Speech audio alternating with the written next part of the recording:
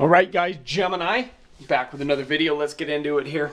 Now listen, one of the biggest problems here on YouTube, being in the YouTube wrestling community, talking to other wrestling fans, is when you try to make a point about something and it's completely missed. Like I made a point about a WWE network and it messing up the Raw Go Home shows and it messing up the build on Raw.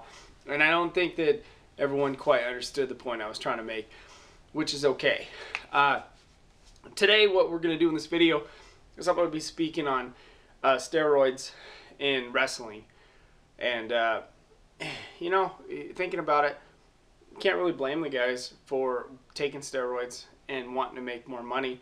Back in the 80s, all these wrestlers were all jacked up on steroids. I mean, I could think about some of them. Hogan, Warrior, Bravo, Von Erich. I mean, most of them were pretty jacked up on roids. You can't really blame these guys because back in the 80s when you were wrestling, if you didn't have huge muscles, you didn't have time on TV. You didn't get on TV, you didn't get paid.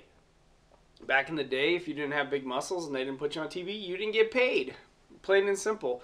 You can't necessarily blame these guys for wanting to have these huge physiques to get noticed so they can get a match on TV.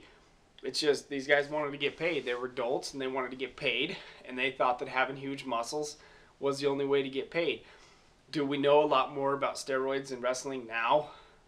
Yeah, hell yeah we did. But back then, do you think all these guys that were putting all that stuff in their systems knew that it was going to kill them in their 40s? Fuck no.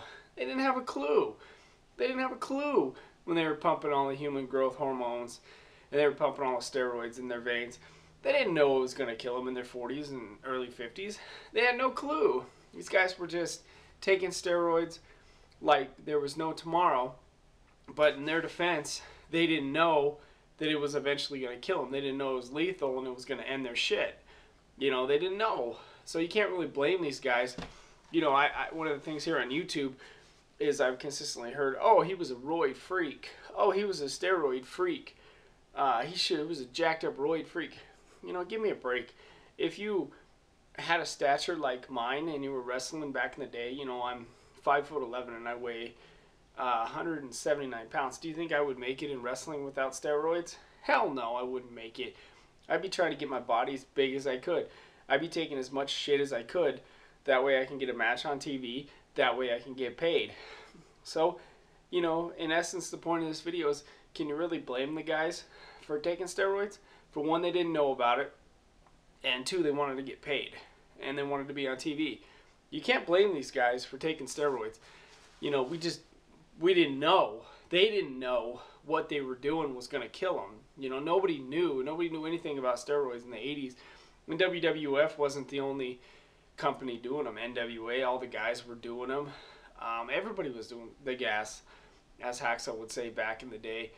Nobody knew the effects. Every wrestler took steroids, not really thinking about it, to get the big muscles, to look good. You know, it was all part of the act, man. It was the muscles and the tan and the oil on the body. It was all part of the look to get you looking good so you could play the part out there and make money. You know, so shut up, man. I'm trying to make a damn video. He wants me to feed him. I'll feed him when this video's done. Anyways, point being, you know, people are really, really hard on all these wrestlers who took steroids, and they're hard on guys like Chris Benoit, you know, which I don't condone, obviously, anything Chris Benoit did. But Chris Benoit was short. You know, he had to have some kind of advantage, and his advantage was taking steroids. And like I said, YWC, I'm not standing up for Chris Benoit did. I'm not a fan of his at all. But you can't blame the guy. You can't blame any of these guys. They did what they had to do to get to the top, and in the end, it cost a lot of them their lives. You know, getting hooked on this stuff. It cost them their lives. But if you think that a wrestler is necessarily a bad guy, you know, for taking steroids, you know, think again. You know, he's not necessarily a bad guy for taking steroids. We know a lot more about it now. We didn't know much about it then. Maybe steroids in wrestling, you know, weren't such a bad thing. You know, I know that that's controversial and stuff, but, you know, think about it.